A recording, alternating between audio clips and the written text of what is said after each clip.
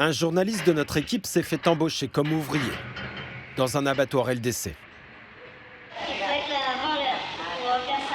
Désolé. La journée démarre un peu avant 6 h du matin, avec quelques minutes d'échauffement. Le travail est très physique.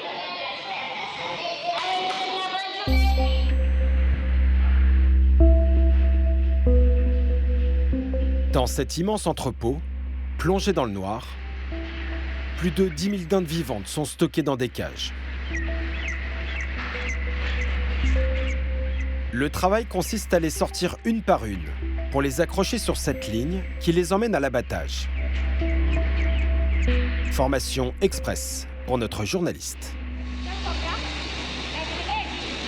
Et tu en attrapes une et tu viens et tu la poses. Et c'est là et là. Okay. Pour ne pas blesser les dindes, il faut les attraper par les deux pattes.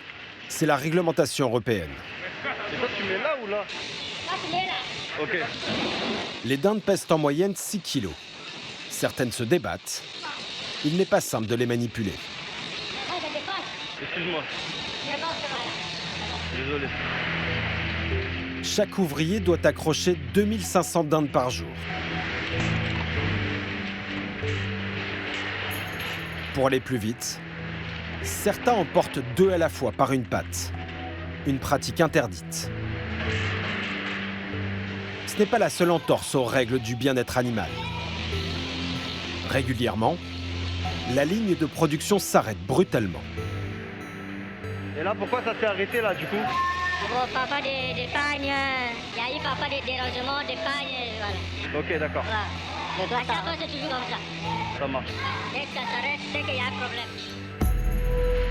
Les volailles restent la tête en bas en attendant le redémarrage. Pourtant, selon la réglementation européenne, il ne doit pas se passer plus de 2 minutes entre l'accrochage et la mise à mort. Alors que les dindes patientent déjà depuis 4 minutes, les ouvriers chahutent et les bousculent.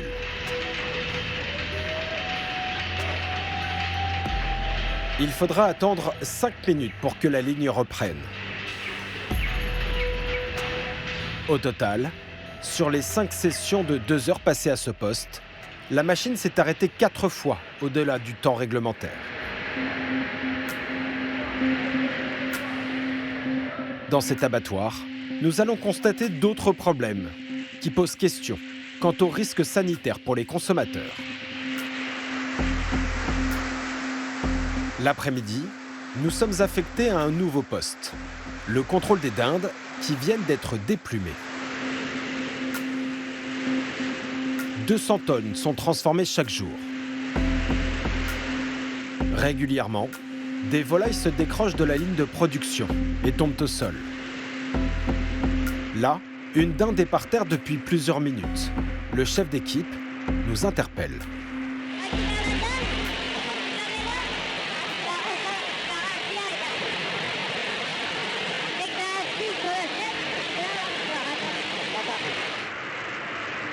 Y a-t-il un danger de contamination de la viande?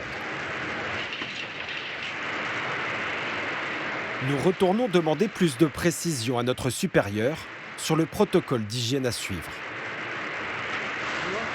Quand une dame tombe, je dois la rappeler combien de temps? Enfin, c'est quoi les règles? Oh, mais tu la raccroches, tu donnes un coup de pied. Après, pas dans une laveuse d'affaires. Le lendemain, la ligne de production s'enraye. Une nouvelle fois, des volailles chutent. Le sol est souillé de sang. Pour les ramasser, un employé fait passer les dindes sous cette barrière métallique. L'opérateur les raccroche sans les laver. Pour la deuxième carcasse, il faut même forcer le passage. La peau de la dinde est littéralement frottée au sol. La situation est telle que plusieurs salariés sont mobilisés pour ramasser les volailles de manière expéditive. Je vais où? Je mets là-bas. Ce jour-là, la très grande majorité des dindes tombées par terre est raccrochée sur la ligne de production.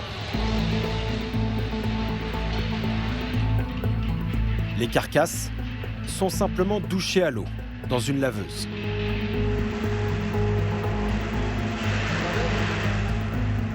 Des conditions d'hygiène qui interrogent. D'autant qu'une porte est restée grande ouverte sur l'extérieur pendant plus d'1 heure.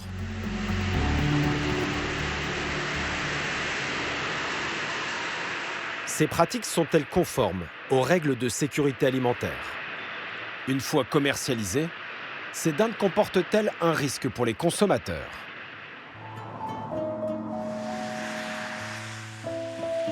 Pour le savoir, direction Bordeaux.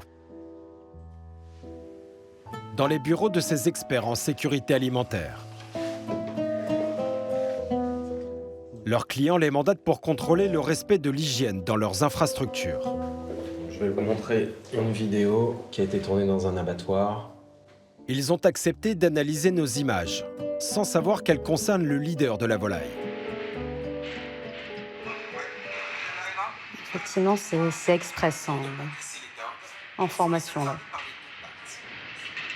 Nous leur montrons les dindes accrochées la tête en bas, au-delà du temps autorisé.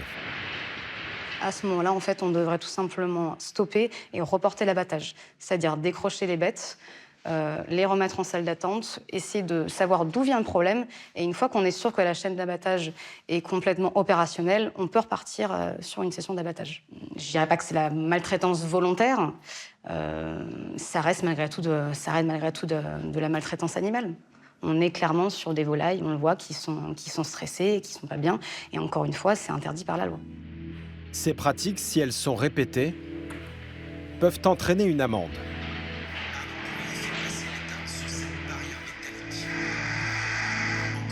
Ils découvrent aussi les images de carcasses tombées au sol. On est sur plusieurs non-conformités majeures, là. Et on est sur une situation qui est problématique. C'est pas normal, c'est pas des comportements normaux de pouvoir tirer une carcasse dessous comme ça et surtout de la remettre dans la chaîne. Il y a un vrai risque de se retrouver là, dans le supermarché, avec de la viande contaminée. Ouais.